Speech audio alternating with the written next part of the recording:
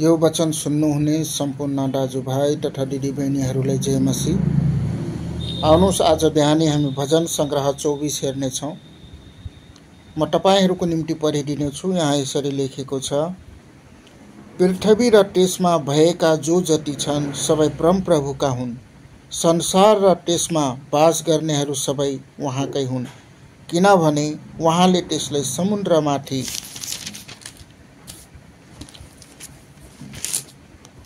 बसाल्नु भएको छ र पानीहरूको गहिराईमा त्यसलाई स्थापित गर्नु भएको छ। परमप्रभुको डाँडामा को उक्लन सक्ला र उहाँको पवित्र स्थानमा को खडा हुन सक्छ।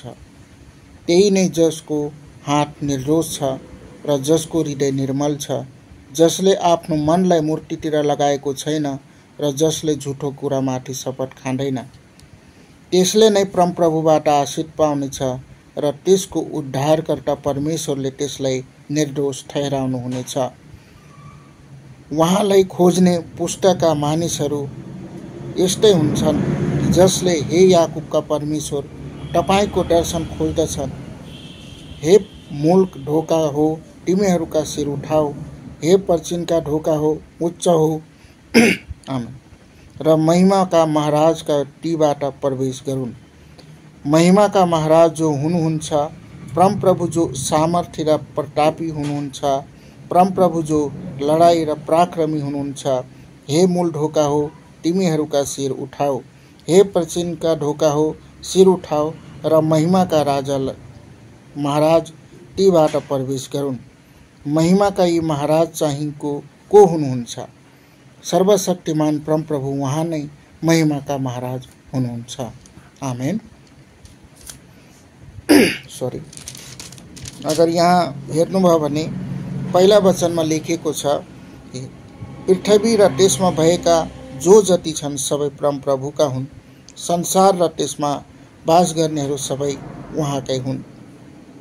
अगर तपाईँ हेर्नुभयो भने वचनले भन्दछ कि पृथ्वी र त्यसमा भएका जति छन् त्यो सबैके र संसारमा बास गर्नेहरू सबै परमेश्वरका हुन्।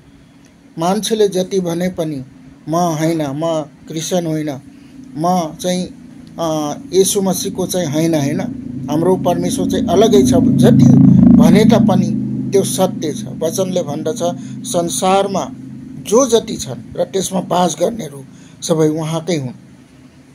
सरी, हैन। र 2 मा हेर्नुहोस् त यहाँ लेखेको छ, किनभने उहाँले त्यसलाई समुद्रमाथि बसाल्नु भएको छ र पानीहरूको गहिराईमा त्यसलाई स्थापित गर्नुभएको छ। हैन।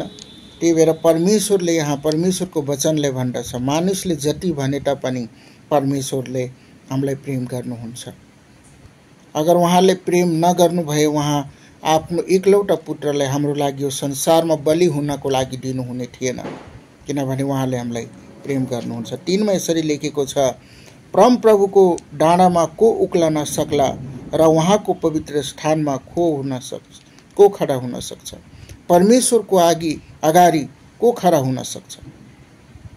हैन। यहाँ देख्नुहोस् 4 मा यसरी लेखेको छ, त्यही नै जसका हात निर्दोष छ र जसको हृदय निर्मल छ र जसले आफ्नो मनलाई मूर्तितिर लगाएको छैन र जसले झुठो कुरामाथि शपथ खाँदैन। आमेन। यहाँ हेर्नुहोस् त, यहाँ यसरी लेखेको छ, जसका हात निर्दोष छन्, जसका हात निर्दोष छन्, पापतिर जाँदैनन् र जसको हृदय निर्मल छ, जसको मन चाहिँ साफ छ परमेश्वरप्रति, हैन, जसले पाप गर्दैन र जसले आफ्नो मनलाई मूर्तितिर लगाएको छैन र जसले झुठो कुरामाथि शपथ खाँदैन।